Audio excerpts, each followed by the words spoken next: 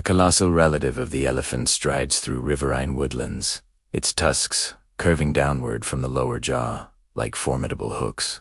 Deinotherium boasted one of the most unusual adaptations among proboscideans. A common misconception is that all ancient elephants utilized their tusks in the same manner. However, it's likely the Deinotherium employed its downward curving tusks for tasks such as stripping bark, pulling down branches, and manipulating roots along river corridors, where reliable food sources persisted through dry seasons. These riparian corridors were vital.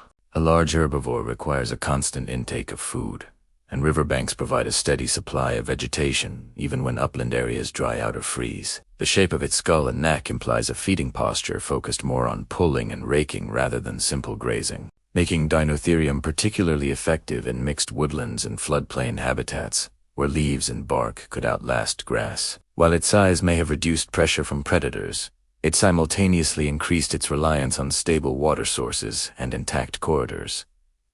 When climate changes prompted shifts in forests and rivers, the reliable food map that nourished Deinotherium could easily vanish. Adding human pressures near predictable crossings and water sources further complicated its situation, raising the risks involved. Although a giant can withstand the cold, it struggles when access routes fragment and its dependable food sources turn into a game of seasonal chance. Imagine a misty morning in the river woods, where a massive creature uses its trunk to grasp a branch, anchoring itself with its lower tusks to strip bark in long, peeling strips.